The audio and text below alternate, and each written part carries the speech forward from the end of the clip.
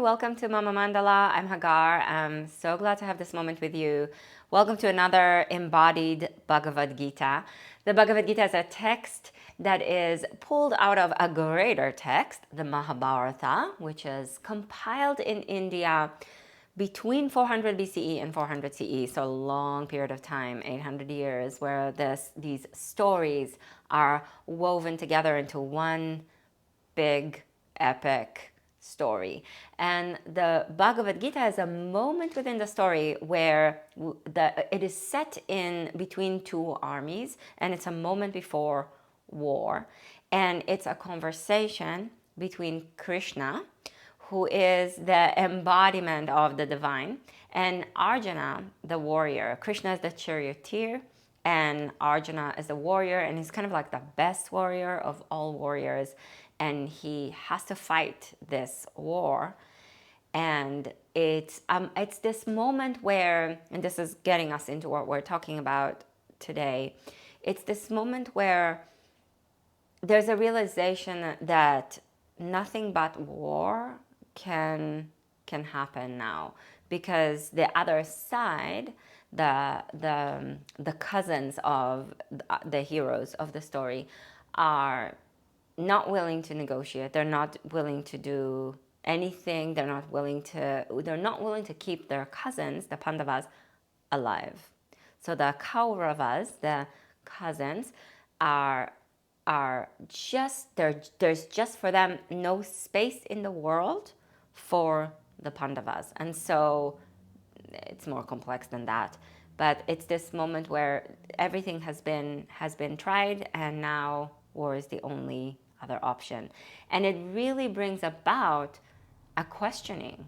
Is that ever acceptable? Is there ever no other choice? And I'm not giving us an answer.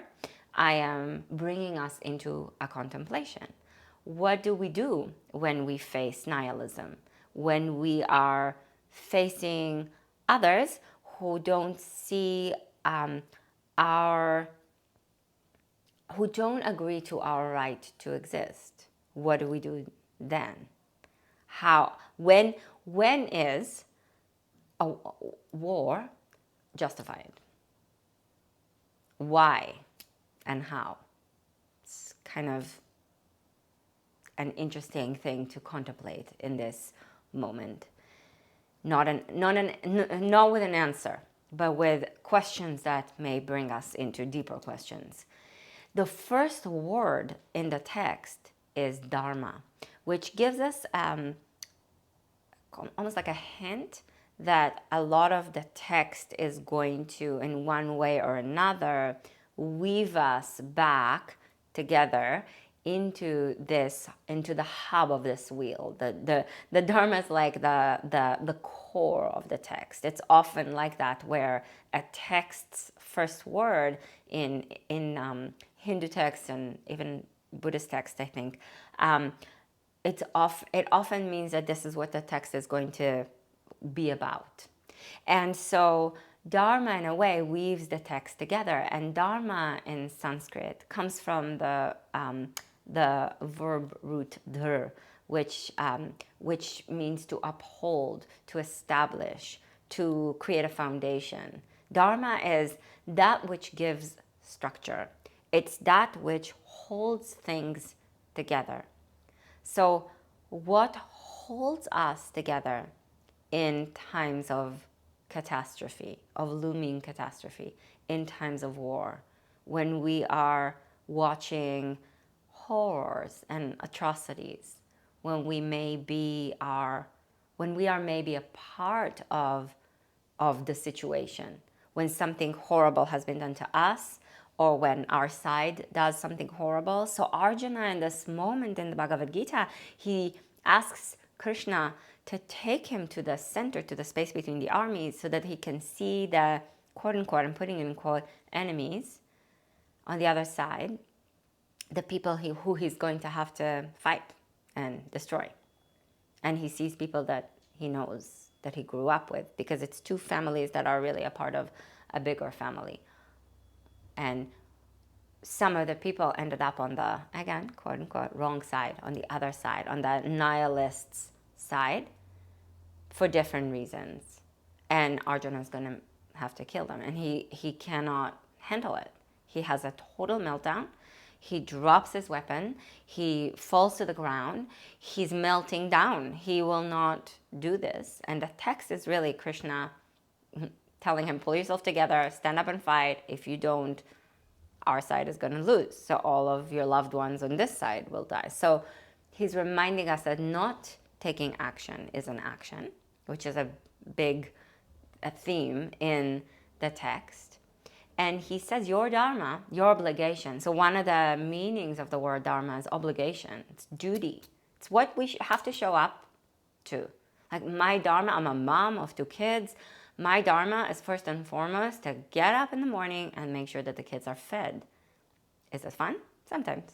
Other times it's exhausting and I don't want to do it. But it's my obligation. It's my duty. And if I don't take care of it, I have to take care and make sure that somebody else does. Right? So dharma is what we must show up for and to in order to maintain a necessary healthy order. Now, because dharma is a word that means and takes us into structure and stability, what I always want to be mindful of is where then in stability and anchoring myself in, let's say, a perspective, a point of view, an opinion, a role in life, where does that then create rigidity? Too much certainty. Where and when am I too sure of myself and of how I see things, and that the way I see things is the right way? Dharma also means righteousness. Where and when a sureness, a confidence, a groundedness in a certain kind of way begins to become rigid. Because whatever is rigid becomes brittle and then fragile, actually, right? So stability and to uphold, to give structure to something has to hold in it flex. So dharma also, in one of its root definitions, also means, the verb root also means to flex. Dar is to uphold and to flex, because if you think of a bridge, it cannot hold if it doesn't have the ability to move. Think of tall buildings that humans have built. It has to have mobility in order to sustain its stability.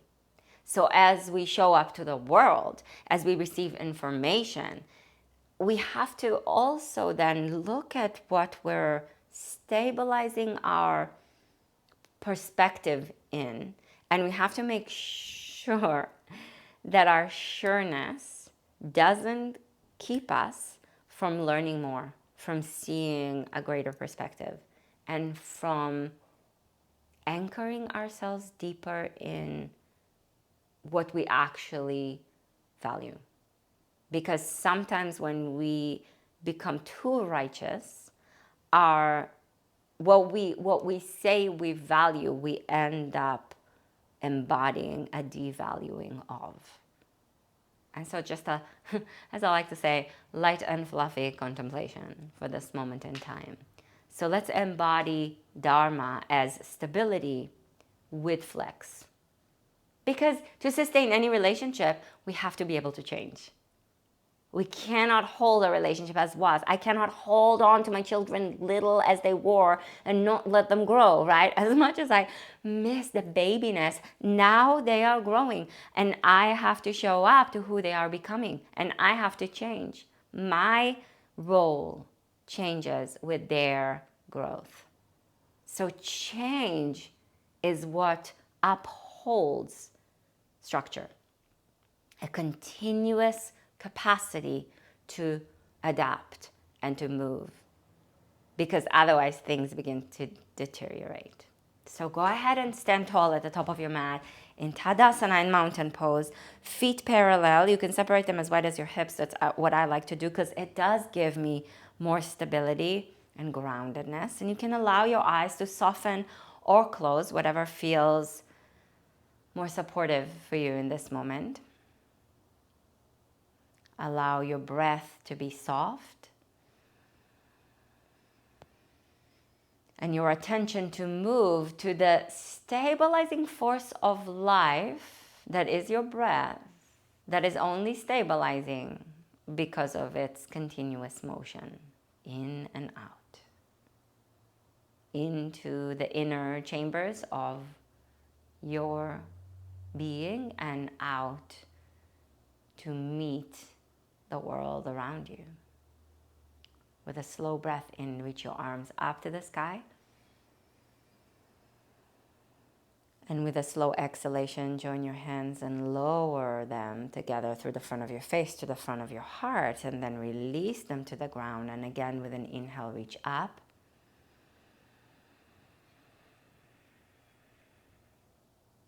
And exhale, slowly bring your hands together to the heart.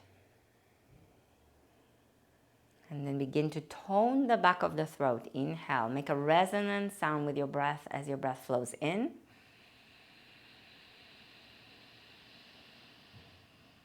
And a resonant sound with your breath as you bring your hands together to the front of your heart and exhale.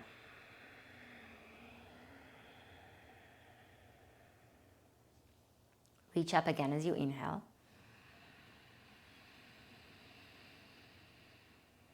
And you can open your eyes, exhale, bend your knees and reach your arms out to the sides.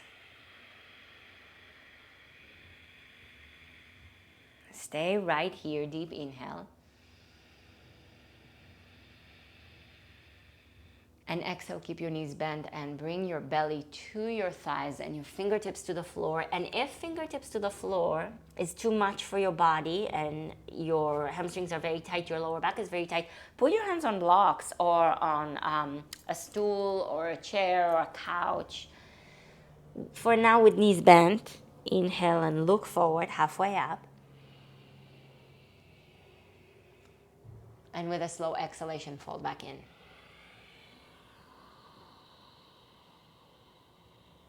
Let's do it again. Inhale, and you can stretch your legs straight or straighter if you'd like for this one. And if you did, then go ahead and bend your knees as you exhale. Fold back in. And one more time, either legs straight, straightening, or keep your knees bent as you inhale and look forward. And as you exhale, bend your knees if you've straightened them and fold back in. One more time to look forward. Inhale, halfway up. And exhale, step your left foot back. Keep your right foot forward. Stretch your spine long. Ground your feet into the earth. Stabilize yourself. Inhale deeply. And when we stabilize ourselves in the earth, exhale, step back into downward facing dog and ground your hands deeply into the floor. If downward facing dog isn't something your body wants to or needs to do right now, you can have your knees on the ground, or you can always have your hands on the wall. So that's kind of like downward facing dog. You're getting a similar stretch in your legs and you're leaning into your hands, but you're not putting weight on your hands. You're not weight bearing, so that you can protect yourself if you need to. Inhale, bring your shoulders over the wrists and press the hands into the floor. Keep the hands rooted deeply into the ground. And exhale, bring your hips down. Bend the elbows a little bit. Broaden through your collarbones. Point your feet, spread your toes, and lift your chest. Move the top part of your shoulders, the heads of your arm bones, back. Not crank it back, but back enough so that your chest can open up. Deep breath in, lengthen through your spine. And exhale, tuck your toes and stretch up and back into downward facing dog, Adho Mukha Svanasana. Root your hands into the floor, stabilizing into the earth. I started to say that earlier. Stabilizing into the earth is rooting into something that is ever moving. Inhale your right leg up. That which we consider as most stable. Exhale, step your foot forward in between your hands. This time, root down into the feet and reach your arms up to the sky. Deep breath in. Root the feet deeply down into the earth as you bend deep into your front knee and lift and lengthen the upper body up towards the sky. Slow breath in, so we root into movement. Exhale, bring your hands down to the floor and step your back foot forward. Uttanasana, forward bend, and you can have your knees bent if needed. Inhale and look forward halfway up. But if it feels good to keep your legs straight, go for it. Exhale, step your right foot back, keep your left foot forward. Feet rooted into the floor, fingertips rooted, lengthen your spine, deep breath in. One of the things that make our spine stable and grounded and healthy, exhale to downward facing dog, press the hands into the floor, is the fact that our spine actually has curves in it. That which makes the backbone, that which gives us stability, has an undulating shape to it. That's what makes it stable. And what makes it stable is also the joints in the spine. The vertebrae are able to move. It isn't rigid. Inhale to plank pose. Press the hands down. Exhale, bring your hips down and pull your chest forward and up as you root your toenails into the earth and the inner edges of your hands deep into the ground and the tips of your fingers rooted into the floor as you broaden through your collarbones and move your chest forward, but don't crank it forward. Breathe into your back and open up through your front. Deep breath in. Lengthen your spine. Exhale, up and back into downward facing dog. In a way, Dharma is very well-rounded kind of an idea when we don't get stuck in its stability as an immovable thing. Inhale the left leg up. Exhale, step the foot forward in between your hands. Ground the feet deep into the floor and reach your arms up to the sky. Crescent pose. Bend deep into the left knee as you lift and lengthen through your spine. Root deeply into the earth and root into what matters a lot. Root into that which gives you a reason to live, something that gives you a reason to set a solid foundation, to establish a connection to where you are, to your life. Deep breath in. Exhale, touch the ground and step the back foot forward into Uttanasana, right? This is what then the obligation that Dharma is, inhale and look forward, sits upon.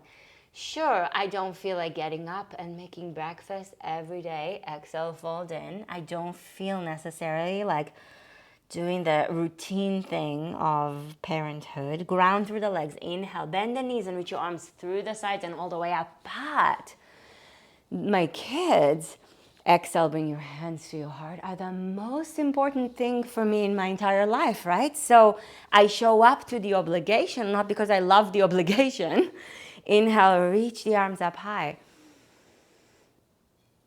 Exhale, knees bent on your way down, or keep your legs straight if you prefer, and fold forward, touch the fingertips to the ground. Inhale, look forward, halfway up. Exhale, step your left foot back, spin the left heel to the floor. Inhale, come up into Warrior 2, Virabhadrasana 2. Bend deep into your right knee. Ground into both of your feet. Lengthen your spine and stretch long through the arms. And in the stability of this pose, I'm turning toward you because I want to look at you. In the stability of this pose, there is also a mobility. It is super grounded and grounding, right? Do you feel it? It's stabilizing as you root your feet down. But there's a capacity to move around a little bit. There's a little bit of a fluctuation and an undulation that can happen that actually helps the pose get more stable. Deep breath in. Exhale, touch the ground and lift your back heel up, step your back foot forward into Uttanasana, forward bend. Inhale and look forward, halfway up, knees can bend, all legs straight. Hands on something if you need to. Exhale, step your right foot back, right heel to the earth. Inhale, come up into Virabhadrasana 2, Warrior 2. Arms out to the side. Root both of your feet into the earth. Notice where you have more weight. Where do you want to put more weight? Is there's also something in your life where you've noticed you tend to put more weight and take weight off of something else because of it? And do you want to? Is it important for you to root down a little bit more into that which feels a little lighter and less connected? Deep breath in. So there's room for change in the stability of Dharma. Exhale, touch the ground, and again, back heel up, back foot forward, Uttanasana, forward bend. Inhale and look forward, halfway up. Exhale, step your left foot back. We're going to spin the left heel to the floor, but the toes point slightly forward because we're going into Warrior 1. Bend deep into the right knee and reach your arms up. So now your hips are facing forward instead of out to the side like in Warrior 2. And what I want you to do, the stabilizing force, I want you to do it if it feels good for you, because it feels good, really good for me, so I'm offering this. The front of your hip bones, the anterior superior iliac spine, that bony part of your hips, the ASIS in short, pull those two parts from the right toward the left and from the left toward the right. You feel the engagement of your lower belly. And then reach your upper body up towards the sky. Bend deep into the front knee and push down into the right foot. And notice how when you push down into the right foot, actually the back foot, the left foot will anchor a little bit more deeply. Full breath in. Exhale, touch the ground, back heel up and the back foot forward. Uttanasana, inhale, look forward. Exhale, step your right foot back. Again, right heel to the floor, toes pointing slightly more forward. Stabilize your feet. I like to do this with the feet as wide as the hips rather than tightrope. Ground into the feet and inhale. Reach your arms up to the sky. Breathe deeply. The breath keeps anchoring. So one of the things also that what creates stability is focus, right? And what creates stability is adaptability, is the capacity to shift, to change, to look at things from different angles, to have your own core. Draw the sides of the ribs towards the center. Draw the front of the hip bones, the ASISs, towards each other. Have your connection to your core. Have your loyalty to what matters you most, and then move the conversation around so that Dharma doesn't become adharma. It doesn't become the opposite of stability, right? Because if we stabilize so much that we lack changeability, we fall apart. This is their disintegration. Deep breath in, which is also sometimes necessary. Exhale, touch the floor, back heel up, back foot forward, Uttanasana, right? Disintegration is important. Inhale, look forward. Falling apart, decay is part of nature. Exhale, fall back in. That's what nourishes the growth of the next cycle. Inhale, rise up, knees bend on the way up if you'd like. And exhale, join your hands together in front of your heart. Anjali Mudra. We're going to do my least favorite pose right now, which is Warrior 3, because we're taking the stance of the warrior for many reasons. Those poses are either inviting us into stability or to play around with the challenge of stability. And Warrior 3, I find very difficult to balance in. It's true. Been doing yoga since 2003, and it's still hard for me, you know? Here we go. So you can have your hands on the wall or on a chair if you'd like to create more stability for this. We're going to go up into it from Tadasana, from Urdhva Hastasana. Inhale, reach your arms up, Urdhva Hastasana, arms up to the sky. And exhale, stand on your right leg and lift your left leg up behind you. To help balance, reach your arms out to the sides so that you have wings. It's a little bit more stabilizing. Draw the front of the hip bones, again, the ASISs towards one another, the sides of the ribs towards the center. Especially watch the left ASIS. It's going to want to open to the left. Turn it towards the floor and extend your spine. If you'd like, you can reach your arms forward. Deep breath in.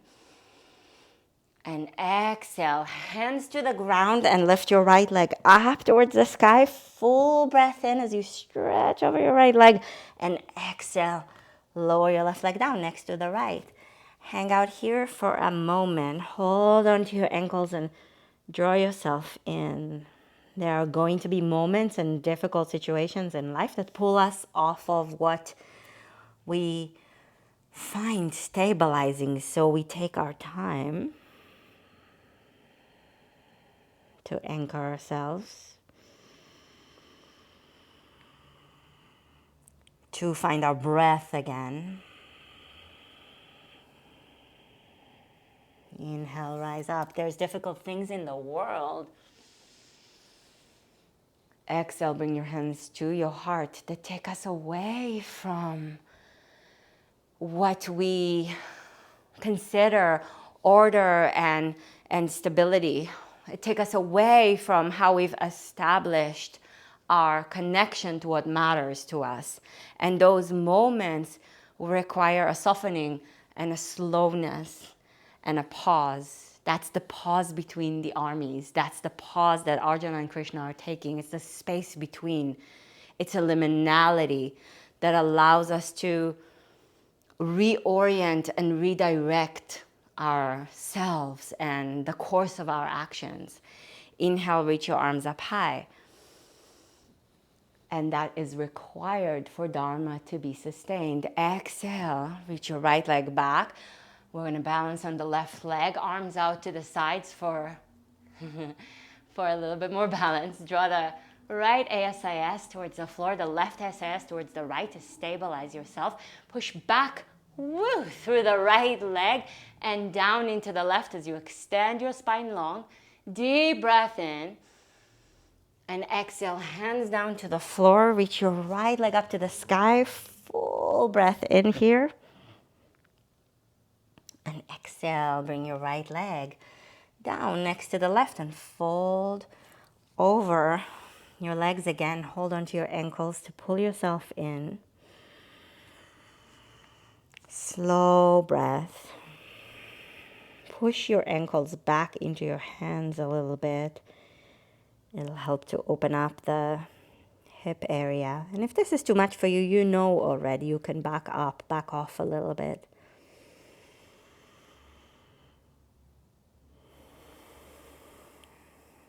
And go ahead and bring your hips down to the floor and lie on your back. You've worked hard. So take a moment right now on your back. Take your feet as wide as your mat. Open the arms out to the sides. And with an exhalation, take your knees to the right and your chest to the left. And breathe.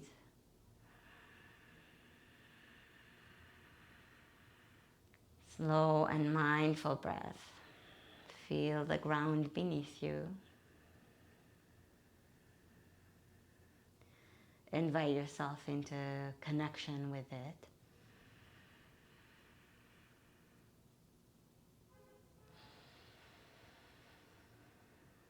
And take your knees to the center, inhale.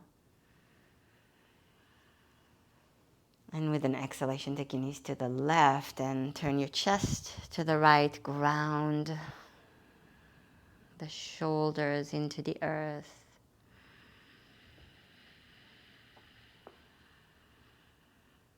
Slow the breath down.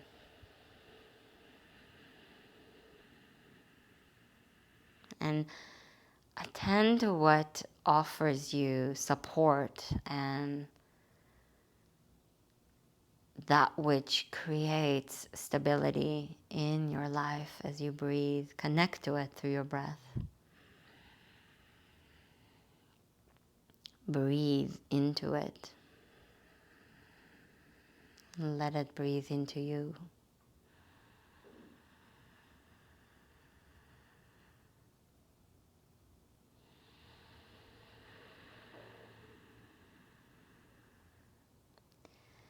Inhale back to center. And exhale, let your knees knock in. Put your hands on your belly for a moment. Perhaps if needed, if this is helpful for you, through your own touch at your own core, offer yourself the message that you are here for yourself.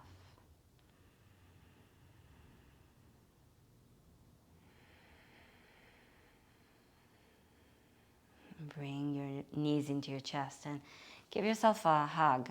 Embrace yourself for a moment. Offer yourself, again, this supportive presence.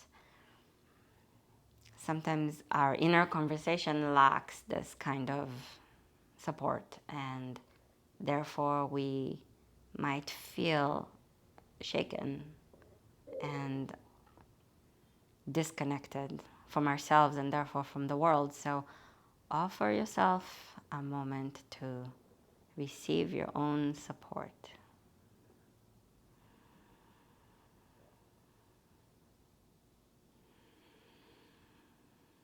And then open your arms to the sides, release your legs, and let your spine surrender to gravity.